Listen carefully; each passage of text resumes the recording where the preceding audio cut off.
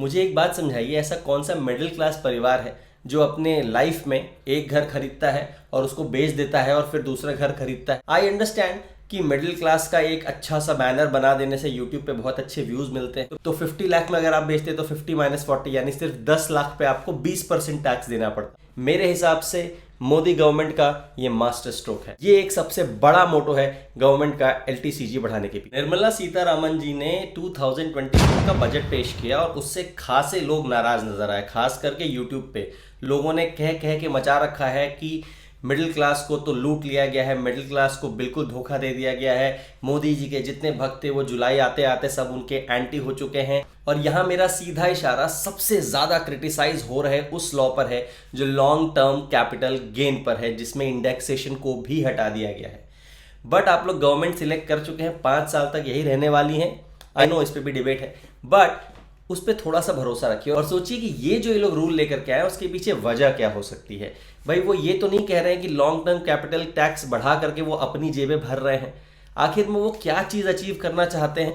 मेरे हिसाब से मोदी गवर्नमेंट का ये मास्टर स्ट्रोक है। आइए 3 पॉइंट्स बताता हूं कि ये क्यों मेरे हिसाब से मास्टर स्ट्रोक है, और अगले 3 पॉइंट ये भी बताता हूं कि क्यों ये उल्टा पड़ सकता है। नमस्ते, मैं हूं सौमित्र सिंह और आइए करते हैं कुछ समझदारी की बातें।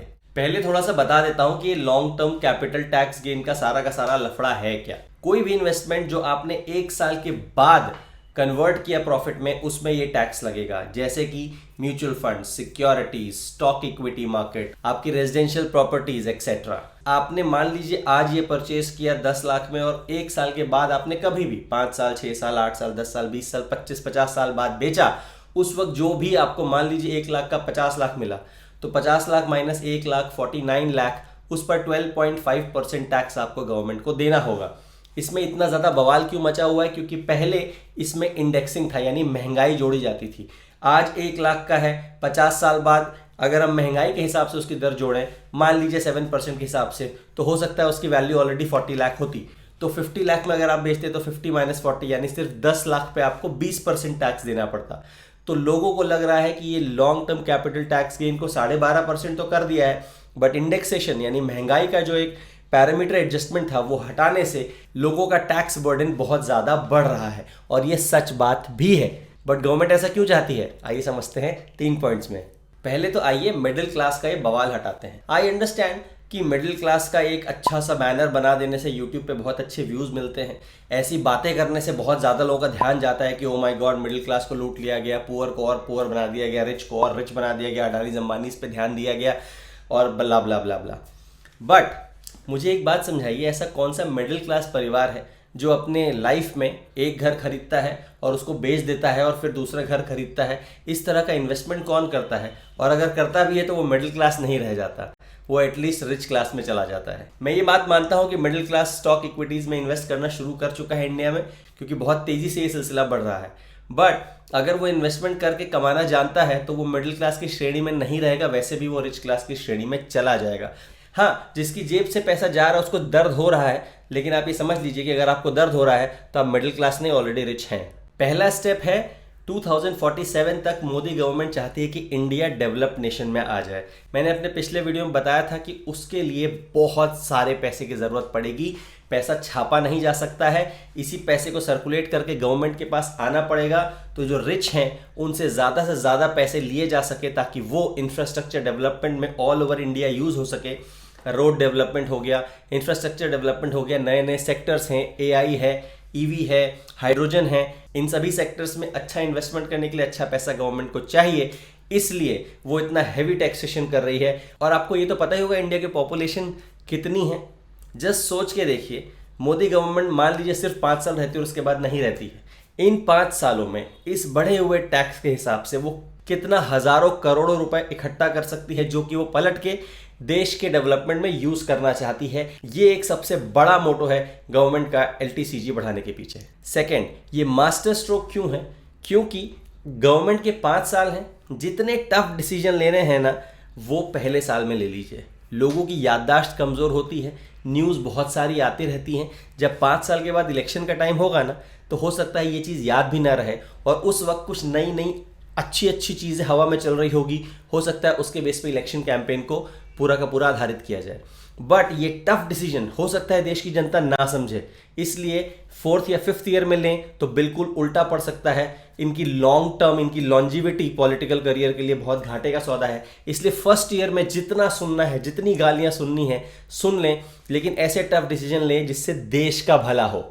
इसलिए ये एक मास्टर स्ट्रोक है। थर्ड रीजन ये है कि दुनिया की जो डेवलप्ड नेशन है जैसे कि यूएस, कनाडा, ऑस्ट्रेलिया, यूके, यहां पर कहीं भी इंडेक्सेशन को कंसिडर नहीं किया जाता है। वहां के लोग खुश नहीं हैं? क्या वहां के लोग गरीब हो गए? क्या वहां मिडिल क्लास एग्जिस्ट ही नहीं करता है? या वहां पर बहुत ज़्यादा गरीब और अमीरों में बहुत ज़्यादा फर्क हो गया है? सोचिए इस बारे में।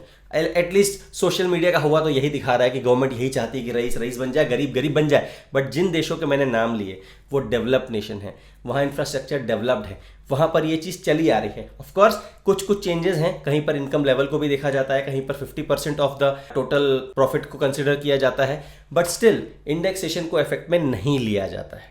टैक्स स्ट्रक्चर क्लियर होता है, रईसों से और पैसा लिया जाता है, देश का डेवलपमेंट किया जाता है। तो उम्मीद है कि जब तक 5 साल कंप्लीट होंगे, जो लोग इस चीज़ को आज सुन रहे हैं तब तक अपने हिसाब से बैलेंस मेंटेन कर चुके होंगे कि चल ठीक है यार, डेवलप्ड नेशन में भी तो होता है ना, हमारे इंडिया में भी कर दिया तो कुछ अच्छा ही सोच के किया होगा। अब आइए उन 3 प्रॉब्लम्स की बात करते हैं जहां पर यह नया टैक्सेशन लॉ पूरा पलटवार कर सकता है और सब कुछ गड़बड़ हो सकती है। सबसे पहला असर जो देखने को मिल सकता है कि आपने जब बहुत सालों बाद जब अपना घर बेचने चलेंगे तो आप सोचेंगे कि यार मेरे को टैक्स तो बहुत सारा भरना पड़ेगा। अब पहले के मुकाबले तो पहले के दिन तो कुछ और ही थे, अब तो बहुत ज़्यादा टैक्स भरना पड़ेगा। तो लोग जनरली क्या करेंगे, उस टैक्स को अपने प्राइस में एडजस्ट कर देंगे, यानी आस्किंग प्राइस बढ़ा देंगे। जब सब लोग मिल करके हर एसेट की आस्किंग प्राइस बढ़ाने लग जाएंगे तो जब बढ़ते हुए दामों को देख करके लेनदार यानी जो लेने वाले इंटरेस्टेड लोग हैं वो घबराएंगे, तो डिमांड घटेगी, और डिमांड घटेगी तो ओवरऑल बोलने से क्या होता है कि मेरे को 10 लाख चाहिए, हो सकता है ओवरऑल मार्केट सिनेरियो ऐसा हो कि आपको 8 लाख में ही बेचना पड़ जाए। दूसरा इंपॉर्टेंट पहलू ये हो सकता है कि लोग अपनी इन्वेस्टमेंट स्ट्रैटेजीज को चेंज कर दें। पूरा का पूरा वो डिसाइड कर कि मुझे रेजिडेंशियल प्रॉपर्टी पे पैसा लगाना चाहिए, लॉन्ग टर्म में जाना चाहिए कि शॉर्ट टर्म में जाना चाहिए कि इक्विटी में जाना चाहिए या ELSS में जाना चाहिए। लोग अपने पूरे की पूरी इन्वेस्टमेंट स्ट्रैटेजी पे रिवर्क कर सकते हैं, जिससे हमें वॉलेटिलिटी देखने को मिल सकती है। कुछ इन्वेस्टमेंट गुरुओं का कहना है कि अगर आप अपने कोई एसेट को लॉन्ग टर्म में बेचना चाहते हैं तो 10 साल के पहले रियलाइज कर लीजिए उस प्रॉफिट को।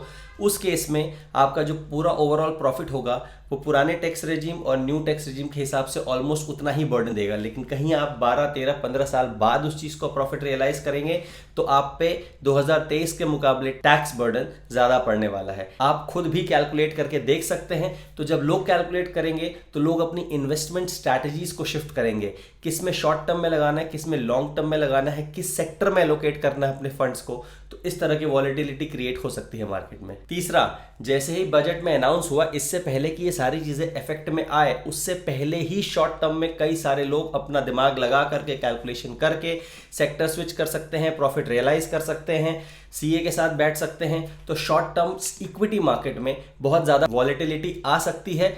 जानता कोई नहीं है, but these are all possibilities. But government इसी पे बैंक कर रही है कि लॉन्ग टर्म में देश का फायदा ही होगा। इस पूरे प्रकरण पे मैं अपनी राय दूं तो जिसको स्टॉक मार्केट या एसेट से कमाना आता है उनको कोई फर्क नहीं पड़ेगा। रहना तो हमें इंडिया में ही है, राइट। यूके जाके बसने का प्लान हो तो एक अलग बात है। इंडिया में रहना है, कल आज वो 10 रुपए टैक्स ले रहे हैं, कल वो 12 रुपए टैक्स ले, कल को 15 ले, कल को 14 ले, फर्क नहीं पड़ता। अगर आपको 10 रुपए के 100 रुपए बनाने आते हैं तो आप पहले 80 रुपए कमाते थे, अब शायद 75 रुपीज़ ही आपके पॉकेट में आए, गवर्नमेंट थोड़ा ज़्यादा आपसे ले लेगी। तो इससे मार्केट में बहुत ज़्यादा फर्क मेरे हिसाब से नहीं आना चाहिए। हाँ, देश का भला ज़रूर होगा क्योंकि जिसके पॉकेट में पैसा है गवर्नमेंट उसी से मांग रही है। आई होप आपको ये वीडियो पसंद आया होगा। पसंद आया तो लाइक एंड सब्सक्राइब जरूर करिए। फ़र्क पड़ता है क्योंकि इससे मेरा मोटिवेशन बढ़ता है और मैं इस तरह की वीडियोज़ और बनाता रहूँगा। कोई नया टॉपिक है जिस पे आप मेरी राय जानना चाहते हैं, कोई सजेशन देना चाहें जिस पे मैं वीडियो बनाऊं, तो ज़रूर नीचे कमेंट करिएगा। मिलते हैं जल्द ही नए वीडियो के साथ। This is your host Saumitra Singh.